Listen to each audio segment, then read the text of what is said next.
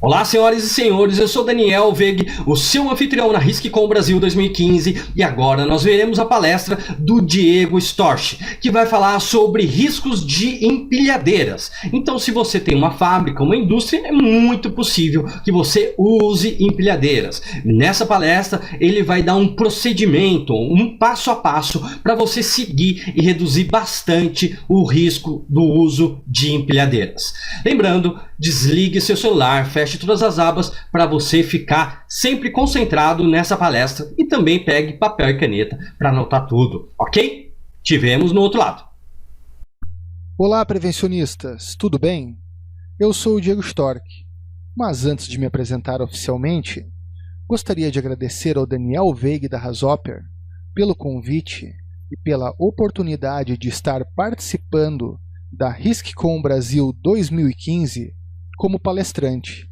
Gostaria também de parabenizá-lo pela iniciativa da realização do congresso. Congresso esse que estará reunindo inúmeros profissionais de áreas como gestão, consultoria, segurança do trabalho, entre outros, com o foco principal na gestão de riscos.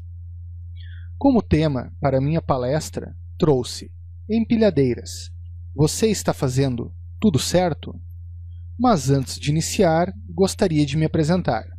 Vamos lá? Quem sou eu? Como disse anteriormente, meu nome é Diego Storch. Sou técnico em segurança do trabalho e atuo em uma empresa metalúrgica em Venâncio Aires, no Rio Grande do Sul, onde eu também moro.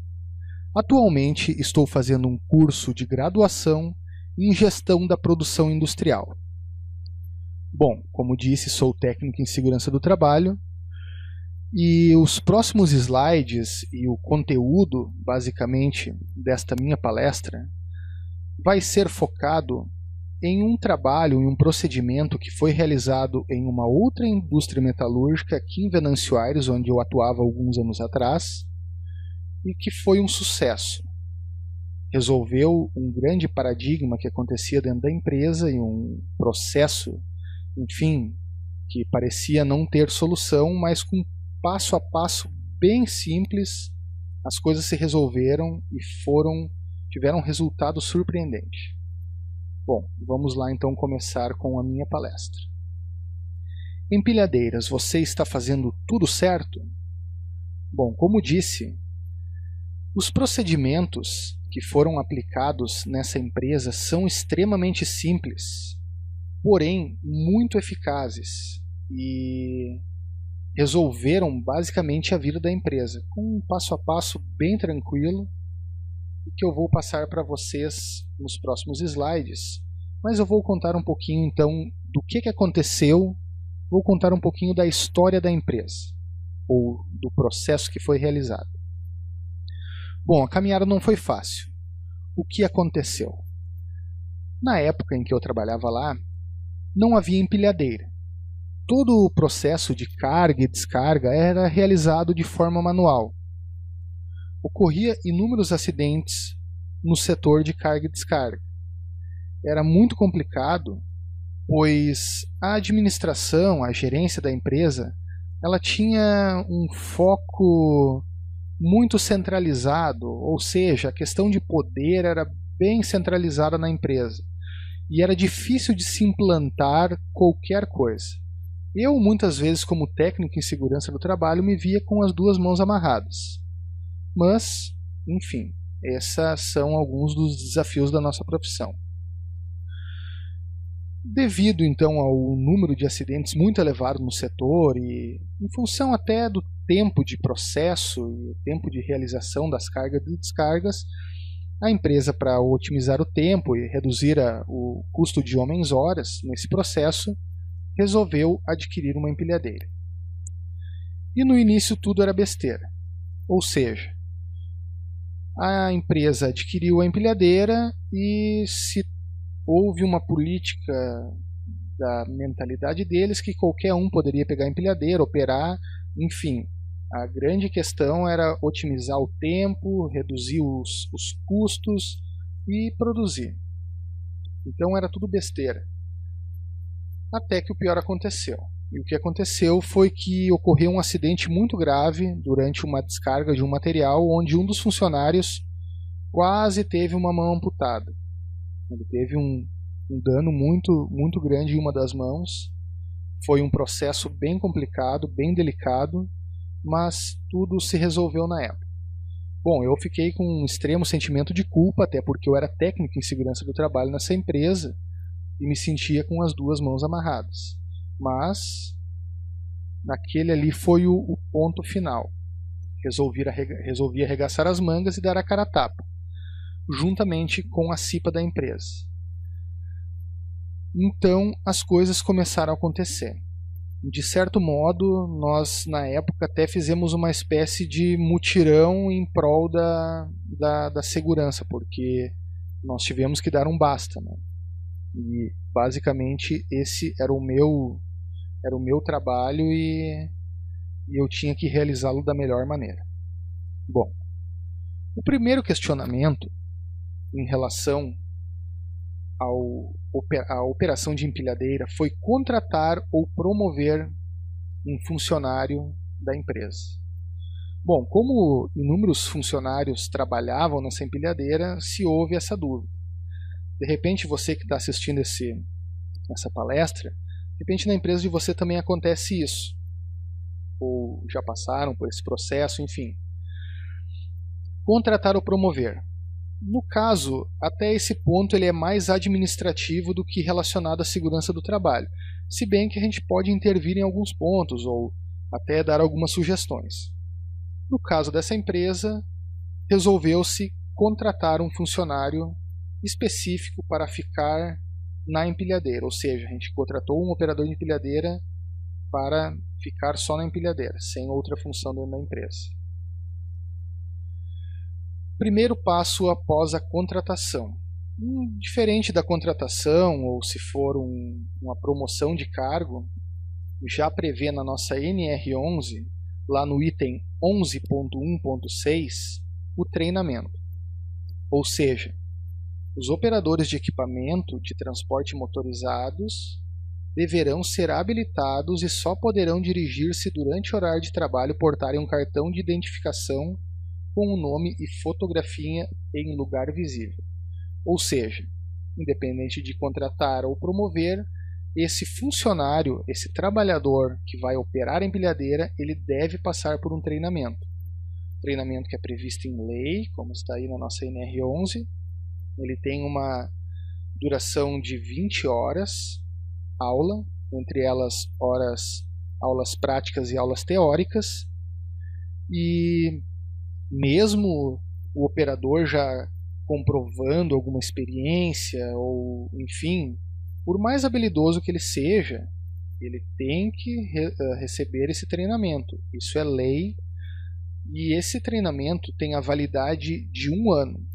Ou seja, anualmente este funcionário, esse profissional deve fazer uma reciclagem e deve se qualificar anualmente. E isso também está previsto em lei.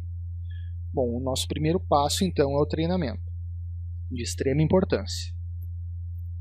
O segundo passo então, como eu disse anteriormente, é o cartão de identificação, que já diz também na nossa norma, no item 11.1.6.1, norma regulamentadora 11, que esse cartão terá validade de 1 ano, salvo algum imprevisto, mas esse imprevisto aqui é mais olha, tem que ser muito específico mesmo, né? Ele tem a validade de 1 ano e tem que ser respeitado isso. Para a revalidação, o empregador deve passar por exame de saúde completo por conta do empregador. Não só o exame de saúde, mas também ele tem que receber essa reciclagem do treinamento. Esse cartão de identificação nada mais é do que um crachá, só que ele tem que ser específico para a função.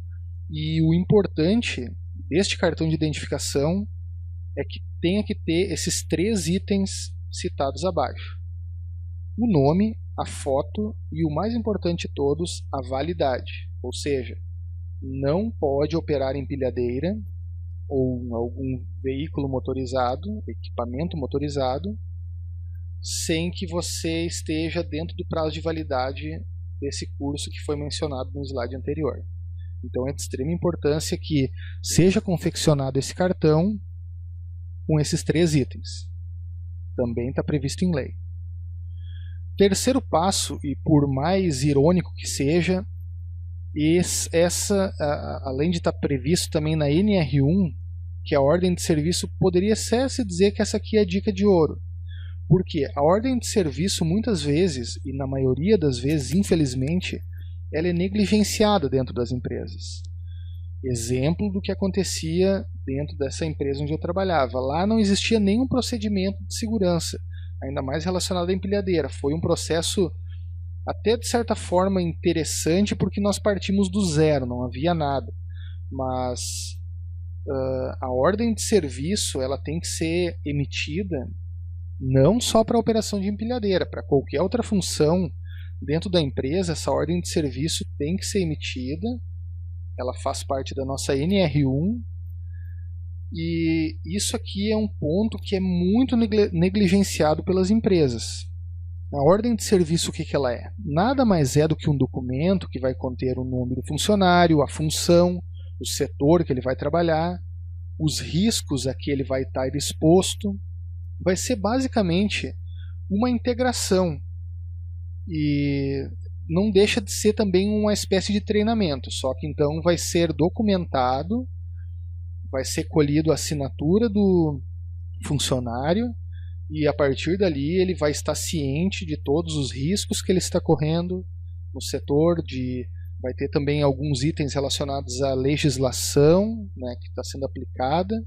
Isso tudo vai ser descrito nessa ordem de serviço e é de extrema importância que ela seja emitida.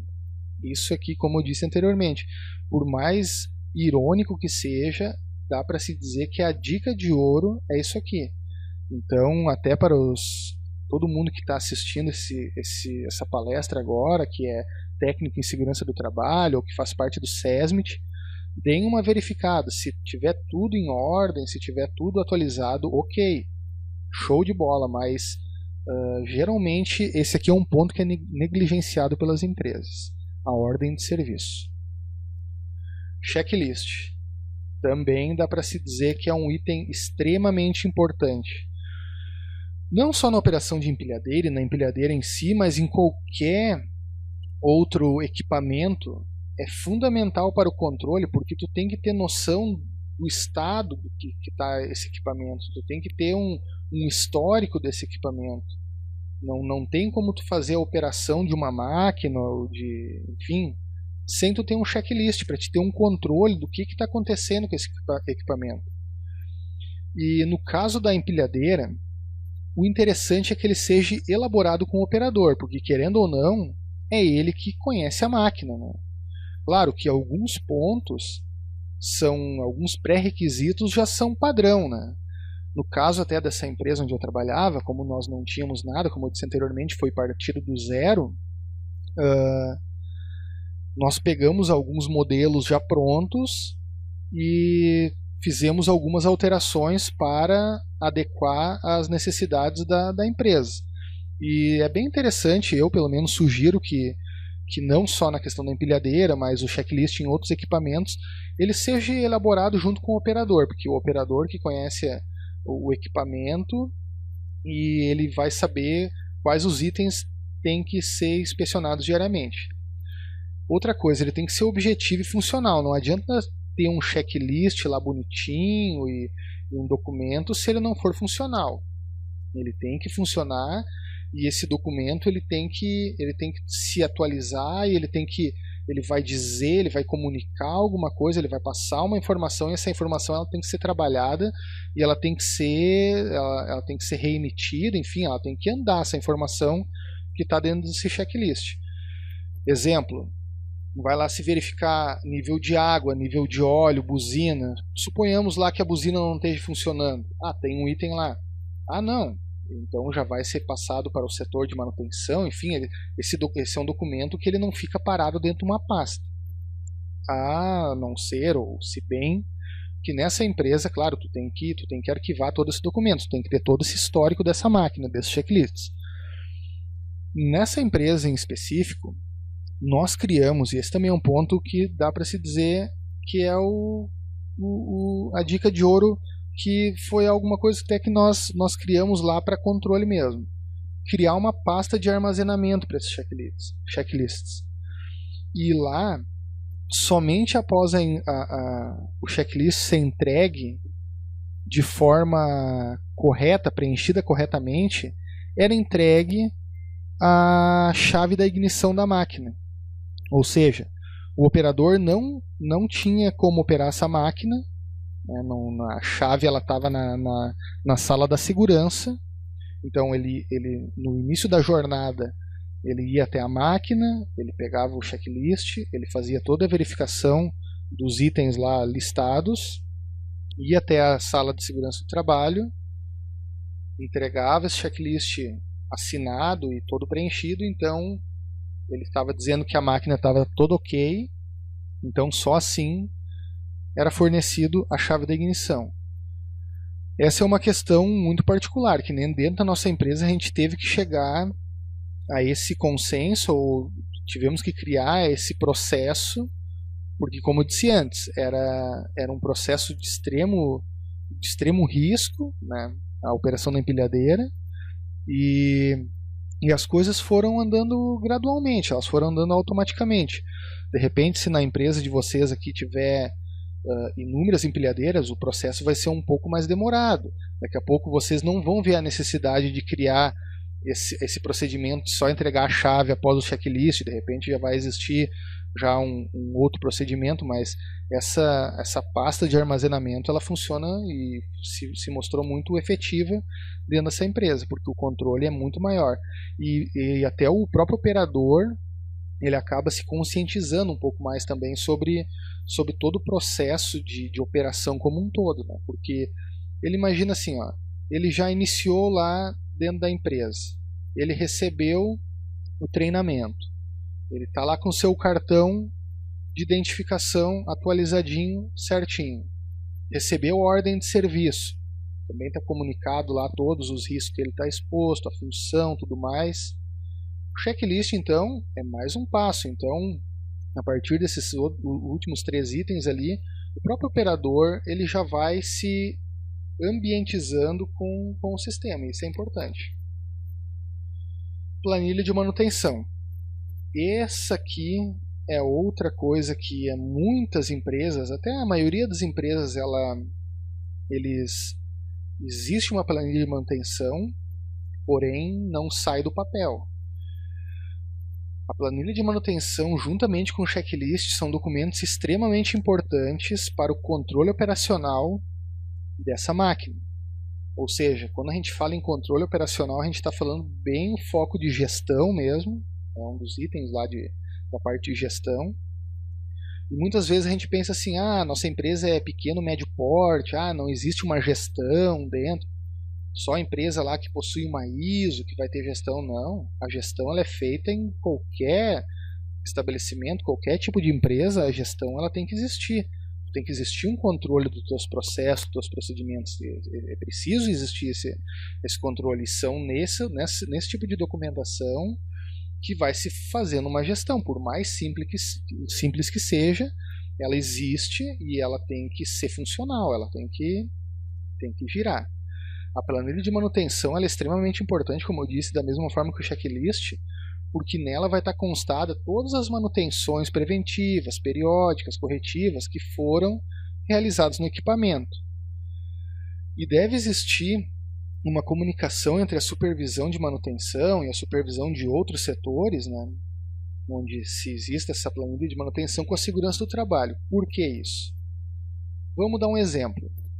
A empilhadeira 01, por exemplo, se a empresa tiver diversas empilhadeiras, vamos dar um exemplo da empilhadeira 01. Ela está com um problema crônico de freio, ou seja, já foram feitas diversas manutenções na parte de freio e não se resolve nunca. Ou seja, algum problema tem. A partir do momento que tu tiver essa planilha de manutenção atualizada e toda ela preenchida corretamente, o que vai acontecer? Tu vai ter ferramentas e tu vai ter como provar para uma administração, para uma gerência, que essa máquina ela tem que ser efetuada a troca de alguma peça, né? Ela tem que ser, de repente, até, por que não, até a máquina pode ser aposentada. Pode acontecer casos. Então, assim, ó, tu tem fundamentos, tu vai ter como te fundamentar através de documentos, né? Ó, então essa máquina ela já foi feita manutenção aqui, ó, tá aqui na nossa planilha. Tal e tal, tantas vezes, tal mês, tal dia, sempre era problema de freio, então se sugere que tenha que fazer a troca de uma peça que de repente já não tem. Isso é tanto não só para a segurança do trabalho, mas para a supervisão de manutenção é importante ter essa planilha. E essa planilha também ela pode servir de guia, porque o que acontece?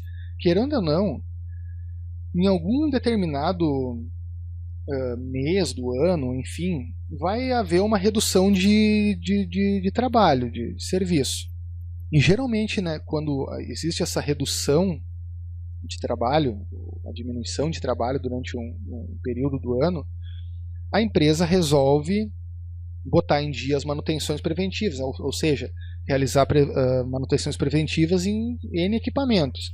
E com a planilha de manutenção, se tu tiver ligado à segurança, num exemplo da segurança do trabalho, vamos supor assim, o supervisor de manutenção ele vai chegar lá naquele período onde ele vai ter que realizar essas manutenções preventivas, ele pode chegar na segurança do trabalho e falar, olha, segundo as planilhas de manutenção aí, qual equipamento a gente pode...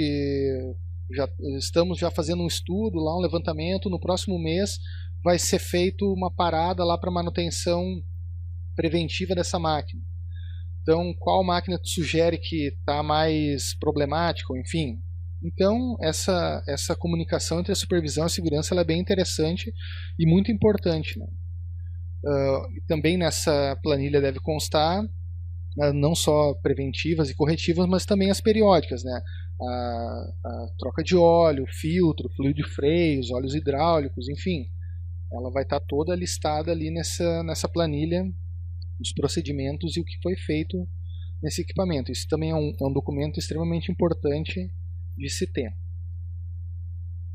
Final feliz. Bom, como final feliz, houve uma redução significativa de acidentes. Ou seja, no setor de carga e descarga, houve uma redução muito grande de acidentes. Claro que houve outros diversos procedimentos e coisas que aconteceram dentro da empresa que elas têm que ser alteradas a partir do momento, como eu disse lá no início, a empresa não possuía a empilhadeira. A partir do momento que ela possui uma empilhadeira, não só a parte de documentação, mas o próprio espaço físico da empresa, ele tem que ser reestruturado, ele tem que ser remodelado. Ou seja, vai se criar um trânsito interno. Só que daí aí a gente ia entrar em inúmeros assuntos, e como aqui nós temos em torno de 40 minutos para fazer essa palestra, a gente poderia estar conversando durante muitas horas aqui, e também não vem ao caso até para não ser cansativo. Até porque o foco, né, desse treinamento, dessa palestra, é mais relacionado à gestão. Mas é interessante se pensar nisso, que dentro da empresa, a partir do momento em que se adquire uma máquina dessa, onde não existia, todo um processo tem que ser realizado quanto ao trânsito interno, como eu disse antes, a parte de sinalização. A sinalização também ela tem que ser feita. Por exemplo, vão ter espaços lá que a prioridade vai ser o trânsito de empilhadeiras, ou seja, vão existir vias onde não poderão passar pedestres, onde será o trânsito exclusivo de empilhadeiras. Vice-versa também, vai existir locais dentro da empresa que vão ter que ser sinalizados que não poderá ser tráfego de empilhadeiras para aquele local, só de pedestres. E deve haver uma conscientização também e treinamentos, assim, ó, diálogos de segurança e relacionados a isso ali, relacionados a toda a esse novo contexto que está acontecendo dentro da empresa, porque muitas vezes a gente sabe que quem trabalha na segurança a segurança do trabalho, ela é muitas vezes ela é mal vista, tanto pelo funcionário quanto pela administração, pela gerência, tudo é custo. Mas aí não. Como, para dar o exemplo, que nem nesses procedimentos que foram realizados, funcionaram muito bem, funcionaram assim para uma empresa que, entre aspas, estava esculhambada a coisa, ela teve um sucesso muito grande até que eles resolveram, então, literalmente caiu a ficha e grande parte desses procedimentos foram realizados em outros setores. Isso, que nem eu disse, é interessante que ele vai caminhando, ele é algo gradativo. De repente, em empresas onde vocês já trabalham, que sejam de maior porte, essa empresa era de médio e pequeno porte. De repente já exista, né, esses processos, né? Daqui a pouco vão pensar assim, é besteira. Não, pode ser que seja, mas assim, ó, por exemplo, o cartão de identificação de vocês, ele está atualizado? Essa documentação de segurança do trabalho ela tem que estar sempre atualizada. Os treinamentos, eles estão em dia? Então, a ordem de serviço está sendo emitida, essa ordem de serviço está atualizada. Esses, como eu disse antes, são documentos que vão ser arquivados, mas que eles não podem ficar na gaveta, na realidade. Eles têm que estar sempre se atualizando e eles têm que estar fazendo a diferença dentro da empresa. A mesma forma, para quem é da área da segurança do trabalho, eu posso dar o exemplo do PPRA. O que é o PPRA? Ele é um documento, mas ele não pode, ele tem que sair do papel. O PPRA ele tem que ser aplicado no dia a dia. Não adianta eu listar lá itens de melhorias ou daqui a pouco de controle de risco, mas isso tem que funcionar dentro da empresa, ele tem que acontecer, ele tem que sair do papel. Então muitas vezes a gente diz assim, isso aqui é besteira. É besteira, mas então assim, para você que trabalha numa empresa de maior porte e tudo mais, isso aqui é uma besteira, na minha empresa funciona tudo bem. Amanhã dá uma revisada, vê se o treinamento dos operadores está em dia. Está em dia, está tudo ok. Cartão de identificação foi atualizado, está em dia também? De repente não, então vamos atualizar. Ordem de serviço está sendo emitida, tá atualizada. Esse é um documento que ele tem que ser atualizado. E é interessante até que durante esse processo da realização da reciclagem desse treinamento, seja revisto como ele é anualmente, nesse período do ano seja revista toda essa documentação. Então assim, em mês 10 vai ser realizado o prazo lá para o treinamento do funcionário lá do operador de empilhadeira. Ok, então nós vamos pegar esse mês 10 e nós vamos verificar toda essa documentação, ver como é que está a atualização, o cartão de identificação, a ordem de serviço está atualizada, checklist.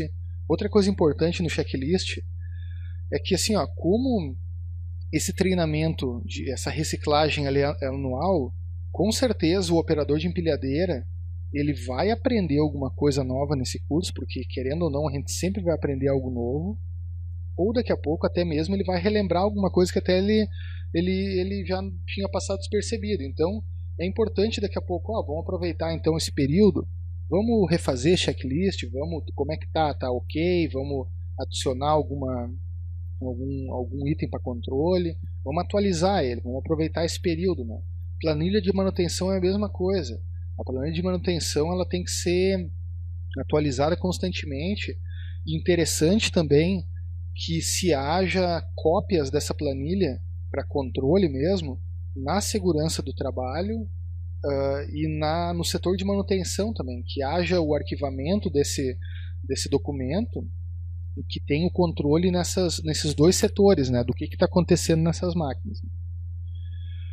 Conscientização também foi um dos pontos muito, muito legais que a gente teve um resultado muito legal, porque o que acontece?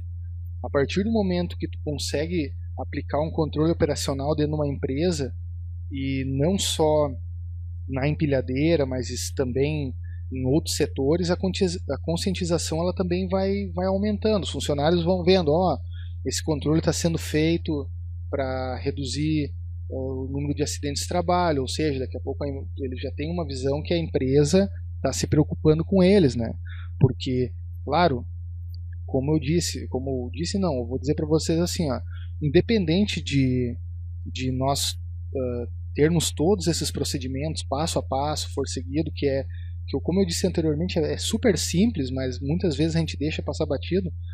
Mesmo a gente fazendo toda esse passo a passo, não vai ser nula a chance de acidentes. Os acidentes vão acontecer, não vai ter como nós anular o acidente, tá? A gente vai conseguir reduzir. Então é interessante também que os trabalhadores, os funcionários dessa empresa tenham essa ideia assim, não, olha, estão realizando esses controles operacionais em prol do nosso bem-estar, em prol da nossa saúde. Isso é importante. Importante que seja frisado isso para eles também em diálogos de segurança. A empresa ela tem que funcionar como um conjunto de engrenagens, né? Ela tem que se autoalimentar e tem que todo mundo andar de certa forma com um pensamento em comum, né? Bom, então dessa parte do treinamento era isso. Vou para a finalização. Gostaria de agradecer pela atenção, muito obrigado. E gostaria aqui de divulgar então a minha página no Facebook. Eu tenho a página no Facebook lá que é a Casa da Prevenção.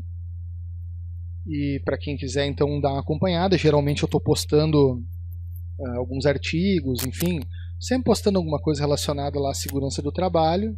Então tem aqui o link, passem por lá, deem uma curtida, comentem, enfim, fiquem à vontade. E eu também tenho um blog Casa da Prevenção. Nesse blog eu geralmente escrevo alguns artigos e publico lá, né? Outra coisa que eu queria dizer é que a parte de segurança do trabalho em específico, ela é uma área que ela sempre vai necessitar de atualização e nunca ninguém vai saber tudo sobre o assunto.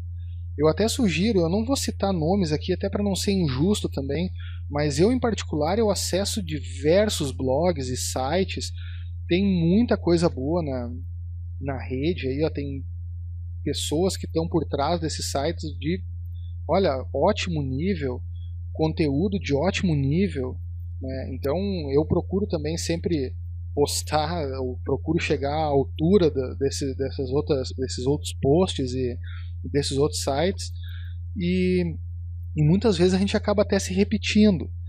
Então, às vezes a gente até pensa assim, quando eu dou um exemplo, às vezes quando eu estou escrevendo um artigo em si, vamos supor, vou escrever hoje sobre CIPA, NR5. Eu vou lá, começo a escrever um artigo, daqui a pouco eu penso assim, vou dar uma pesquisada para dar uma engordada nesse meu assunto aqui, para dar um algo a mais no meu texto, para me informar um pouco mais. Daí eu vou atrás de sites e blogs, daí eu vejo, poxa, mas o fulano lá já fez um belo texto lá sobre NR5. Ok, sem problema, vamos continuar, vamos publicar no meu blog também. Quem tiver acessando também, de certa forma, vai se atualizar. E isso é importante dessa área não só da prevenção como um todo, mas principalmente da segurança do trabalho, é uma atualização constante. A gente tem que estar sempre se atualizando, buscando informação, e o mais importante, a gente tem que estar aplicando, a gente tem que aplicar isso no nosso dia a dia, é de extrema importância, né? E, enfim, botar a mão na massa que as coisas vão acontecendo. Então, mais uma vez, muito obrigado. Gostaria de agradecer mais uma vez ao Daniel Veiga aí pela oportunidade. Eu fico muito feliz em poder estar participando deste congresso. Um dos meus objetivos futuros aí é fazer parte, basicamente, desse mundo aí de congressos, treinamentos. É uma área que eu gosto muito. A área da segurança do trabalho é uma área a qual eu percebi que eu tenho uma vocação para isso aí. Eu amo essa área, eu gosto muito do que eu faço e fiquei muito feliz em poder estar participando, né, desse congresso, poder estar compartilhando com tantas outras pessoas aí sobre um assunto e sobre um tema que eu fiz, que eu participei que funcionou e que deu certo, e que com certeza para quem utilizar esse passo a passo aqui também vai ter sucesso nas empresas, né, desse procedimento que eu passei nos slides. Vocês vão ter sucesso na empresa de vocês, só que a gente não pode desistir, a gente tem que, como eu disse lá nos primeiros slides, muitas vezes a caminhada não é fácil, mas a gente tem que dar a volta por cima, a gente tem que ter o foco e as coisas vão acontecendo.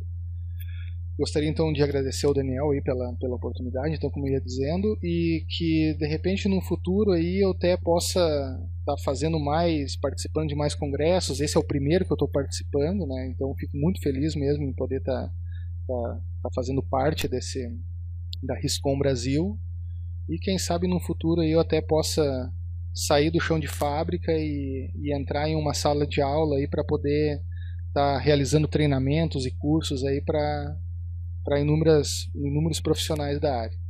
Bom, então no mais é isso, espero que tenham gostado, que consigam absorver o máximo possível de informação e que consigam transformar essa informação em concreto nas empresas de vocês.